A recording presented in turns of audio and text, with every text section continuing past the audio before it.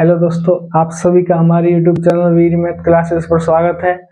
आज हम साधारण ब्याज में एक नए कॉन्सेप्ट का सवाल लेकर के आए हैं। सवाल तो हमने लिख लिया, मतलब एक नया कॉन्सेप्ट आपको समझा रहे हैं कि इस तरीके के इस कॉन्सेप्ट के अगर आपको सवाल मिलते हैं तो उसको कैसे सॉल्व करना है।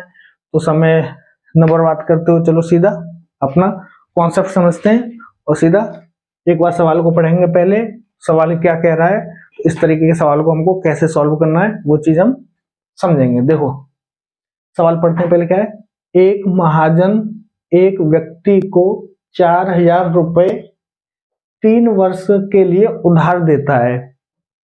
इसके कुछ भाग पर साधारण ब्याज की दर 10% वार्षिक तथा शेष भाग पर 12% वार्षिक है।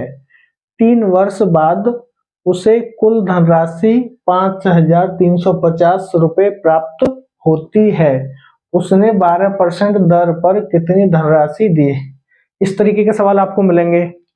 कोई व्यक्ति किसी को कुछ पैसे देगा तो वो जो टोटल पैसे देगा उसमें से कुछ भाग तो अलग परसेंट पर देगा दर पे और कुछ भाग अलग परसेंट की दर पर देगा। उसके बाद हम टोटल उसको आपको कुछ इसमें से कुछ चीज दी होगी, आगे आपको सवाल सॉल्व करना पड़ेगा। ठीक है, इस सवाल को आपको मैं देखो उसको एक तो पहले हम जो एक्स मान के करते हैं, एक्स मान के सवाल को कैसे करते हैं वो चीज समझाते हैं और फिर इसका जो एग्जाम में हमको जल्दी से सॉर्ट कैसे करना है वो चीज हम आपको समझाएंगे। दोनों तीनों तरीके से आपको हम सवाल को बताते हैं। देखो उसको एक्स मान के कैसे करते हैं। देखो हमसे क्या पूछ रहा है, उसने 12% दर पर कितनी धनराशि दी। तो हम क्या करेंगे, सबसे पहले मानेंगे, माना 12% पर कितनी दी उसने, एक्स दी। तो दूसरी पे कितनी बची, 4,000 माइनस एक्स। उसने 12% दर पर एक्स दी तो बची कितनी, 10% वार्षिक के लिए 4,000 माइनस एक्स। अब देखो जो उसने एक चीज और समझ लो, उसमें ये जो धनराशि हमें प्राप्त हुई है 5,350 रुपए, ये हमें 3 वर्ष में प्राप्त हुई है। तो इस सवाल को अगर आप देखो 3 वर्ष के ऊपर निकालोगे तो आपको ज्यादा गुणा भाग करना पड़ेगा। तो हम क्या करते हैं, इसको हम सीधा 1 वर्ष के लिए निकालते हैं। तो ये समझो कि अगर 5,350 रुपए हमको 3 साल में मिल रहे हैं तो 1 साल में हमको कितने मिलते। तो उसको हम कैसे करते हैं, हमारे पास जो टोटल मिला है 5,350 रुपए मिला है और हमारे पास था कितना, 4,000 रुपए। ठीक है, तो 3 साल का ब्याज कितना हो गया हमारा, 1,350 रुपए 3 साल का ब्याज हो गया। तो 1 साल का ब्याज कितना होगा हमारा, इसमें 3 का भाग कर दो। 3 साल की ब्याज हमारी 1,350 रुपए है, इसमें अगर हम 3 का भाग कर देंगे तो 1 साल की ब्याज निकल आएगी, कितनी आ जाएगी, 450 रुपए। ठीक है, तो अब हम सवाल को क्या करेंगे, हम 3 वर्ष पे तो निकाल के 1 वर्ष पे निकालेंगे। तो 1 वर्ष बाद उसको कितना पैसा मिलेगा, 1 वर्ष बाद मिश्र धन। ठीक है, 1 वर्ष बाद मिश्र धन कितना हो जाएगा हमारा, 4,450 रुपए। 4,000 में 1 साल का ब्याज जोड़ दो, कितना आ गया हमारा, 4,450 रुपए। 1 साल का ये आ गया। ठीक है, अब करते हैं, देखो उस पे एक्स रुपए था 12% की दर पे, तो 1 साल बाद कितना हो जाएगा हमारा, एक्स गुणा 112/100। फिर इसमें कितना जोड़ना है, प्लस 4,000 माइनस एक्स, ये हमें कितने पे मिला, 10% पे, तो 110/100। और जो इसके ये इतना और इतना मिलने के बाद हमको कितना मिल रहा है, 4,450 रुपए हमको ऐसे मिल रहा है ना। ये हमारे 12% से एक्स रुपए का 12% से 1 साल बाद मिश्र धन कितना हो जाएगा, 112% निकाल देंगे और ये हम 110 निकाल देंगे इसका। अब देखो ये कितना हो जाएगा, एक्स गुणा 112/100। अब इनको अलग अलग कर लो, देखो यहाँ आ जाएगा 4,000 गुणा 110/100, ये आ जाएगा माइनस के एक्स गुणा 110/100 बराबर 4,450 रुपए। अब यहाँ पे देखो जो चीज कट रही है वो चीज काट दो। अब देखो ये 112 और ये 110 है, तो इसमें से ये कट जाएगा तो कितना बचेगा, 2x/100। यहाँ कितना बचेगा, देखो 2 जीरो से 2 जीरो कट जाएंगे तो 11 गुणा 40 कितना आ जाएगा, 11 गुणा 400। 11 गुणा 400 बराबर 4450। ठीक है, यहां से आगे इधर कर देते हैं, ये इधर जाएगा तो माइनस का हो जाएगा। ठीक है, 2x अपॉन 100 बराबर ये 4450, तो इधर जाएगा तो 11 चौक 44 माइनस के 4400। अब ये कितना हो जाएगा, x बराबर ये हो जाएगा 50, 2 से 100 कटेगा 50 बार, 50 इंटू यहाँ कितना बचेगा 4450 में से 4400 गए तो 50 रुपए, तो कितना आएगा ये 2500 रुपए। उसने क्या बोला, जो x हमने क्या मान लिया 12%, तो 12% पर उसने जो पैसा दिए वो कितने दिए 2500 रुपए, तो 10% पर कितने देगा, ये तो हो जाएंगे हमारे 12% पे। अब यहां से 4000 माइनस 2500 कर दो बराबर 1500 रुपए, ये कितने दिए उसने 10% पे। देखो इस तरीके से आप सवाल को कर सकते हो। इसमें क्या करना, हम सीधा एक साल पर लेके आते हैं सवाल को, क्योंकि देखो अगर यहाँ पर 3 साल का ब्याज निकालना होता, ये अगर 3 साल पर निकालते, यहाँ अगर हम 5350 लिखते, जो दिया था 3 साल का 5350 रुपए, उसके लिए फिर हमें यहाँ पे 3 का गुणा करना पड़ता और यहाँ पे भी हमें 3 का गुणा करना पड़ता, तो उस 3 को गुणा न करना पड़े इसलिए इसका ब्याज जो 3 साल का था हमने 1 साल का ब्याज निकाल के 1 साल पर सवाल को निकाल दिया। ठीक है, ये चीज आप समझ लो कैसे किया है, एक्स मान के इस तरीके से करते हैं। और अब इसका जो दूसरा तरीका है जिससे कि सवाल को आपको एग्जाम में जल्दी से सॉल्व करना है, अब हम वो चीज समझते हैं। ठीक है, इसका आप लिख लेना या स्क्रीनशॉट ले लेना, आप आराम से स्क्रीनशॉट ले लो समझने के लिए।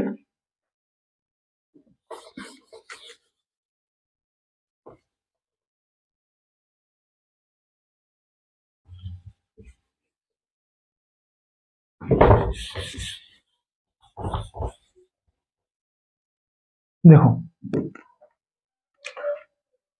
एक तो उसके पास जो दर है कितनी है 10%, हम क्या करते हैं इसमें रेशो निकालते हैं। आपने एलिगेशन वाला समझा होगा ना, एलिगेशन में सवाल को कैसे निकालते हैं, इस तरीके से इसको एलिगेशन के तरीके से मैं आपको बता देता, शॉर्ट में आपको करना कैसे है। तो इसमें क्या करना है, आपको राशि जब एलिगेशन या अनुपात निकालते हैं तो राशियां हमारी एक जैसी होनी चाहिए। जैसे कि यहाँ परसेंट दिया है, यहाँ परसेंट दिया है, 10% ही हो गया, 12% ही हो गया, तो हम क्या करते हैं इसमें टोटल जो क्या परसेंट है वो परसेंट निकाल के सवाल को सॉल्व करते हैं।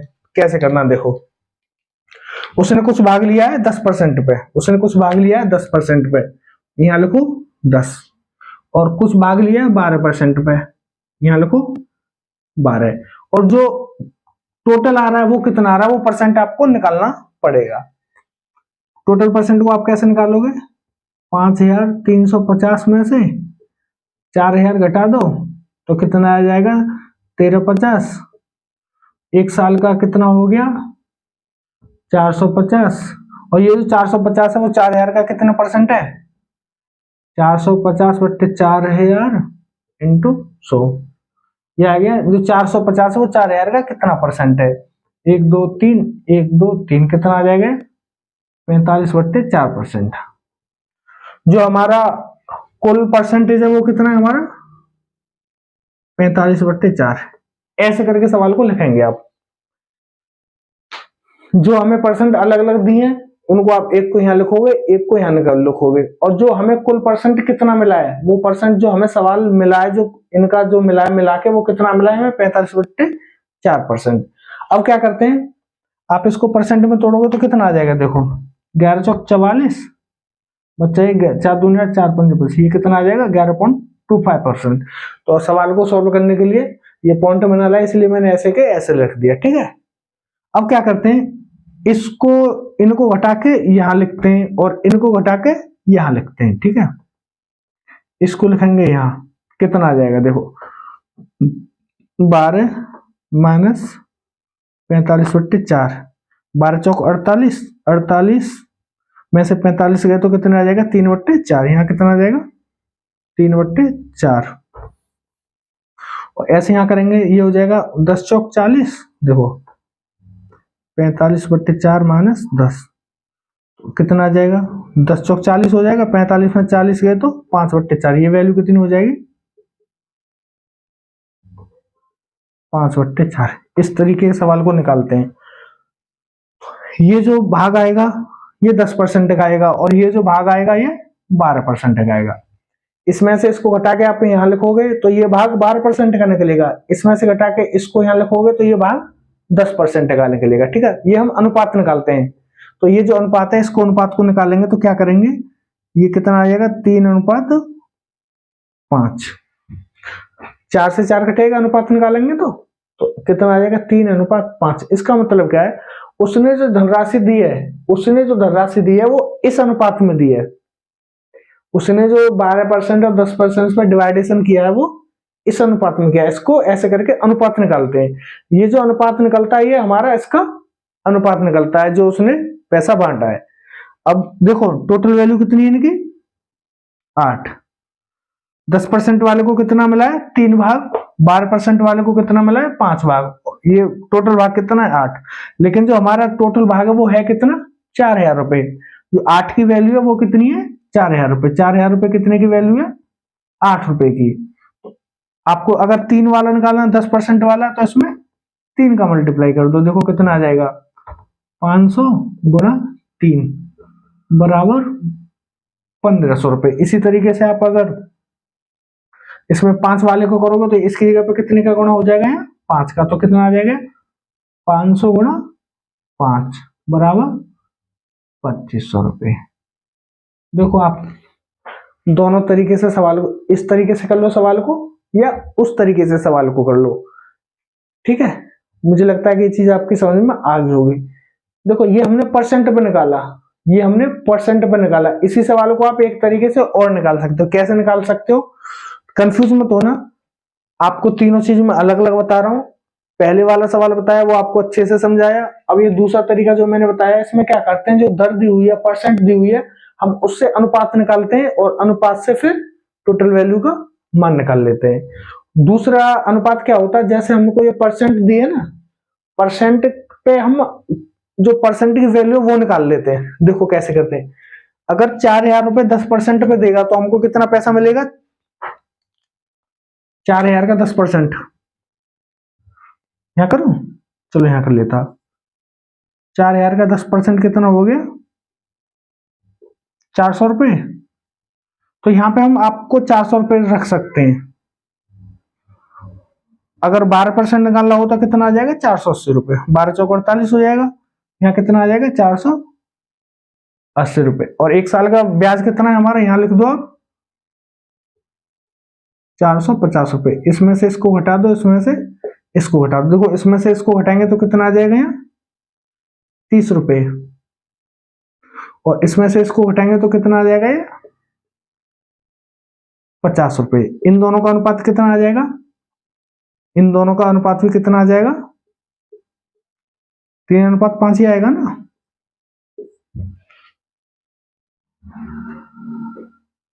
$450 में से 400 गए तो 50 आ गया, 480 में से 450 गए तो 30 आ गया।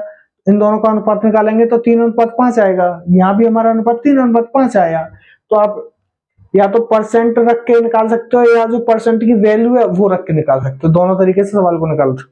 शायद मुझे लग रहा है इसमें आपको कंफ्यूज कैसे किया हमने। 4000 का 10% कितना हो गया 4000 रुपए, ये होगा 480 रुपए 12%, यहाँ जाएगा 450 रुपए। 1 साल का ब्याज, टोटल ब्याज कितना है इतना। अगर हम 10% पे देते तो कितना आता है 1 साल का 400। अगर 12% पे देते टोटल पैसा कितना आता है 480 रुपए, लेकिन आ कितना रहा 450 रुपए। यहाँ घटा दो 30, यहाँ घटा दो 50, तो अनुपात कितना आ जाएगा 3:। यहां से आगे ये जो था इस तरीके से आपको सवाल को सॉल्व कर देना। आशा करता हूं आपको ये चीज समझ में आ गई होगी। अगर आपको हमारा ये वीडियो अच्छा लग रहा है, हमारा ये तरीका आपको अच्छा लग रहा है, जो हम आपको समझाना चाह रहे हैं वो चीज अगर आपको समझ में आ रही है तो हमारी वीडियो को शेयर जरूर करें, अपने दोस्तों तक, अपने जानने वालों तक पहुंचाएं। और जो हमारा वीडियो पहली बार देख रहे हैं तो अगर आप हमारा वीडियो आपको पसंद आ रहा है तो हमारे चैनल को सब्सक्राइब कर दें। और हम आगे और भी अच्छा वीडियो कुछ नया लेकर के आएंगे। अगले वीडियो में कुछ नया कॉन्सेप्ट वाले सवाल लेकर के आएंगे। और ये जो कॉन्सेप्ट समझाया है ये सवाल आपके एग्जाम में जरूर आता है, हर एग्जाम में आता है। जो भी अच्छे लेवल के एग्जाम होंगे एसएससी वगैरह के, रेलवे वगैरह के, यूपीएसआई वगैरह के जो सवाल आते हैं, आपको ये जो आपके सीएचएल वगैरह के जो सवाल आते हैं उसमें भी इस तरीके के सवाल जो पेपर होते हैं उनमें आते हैं।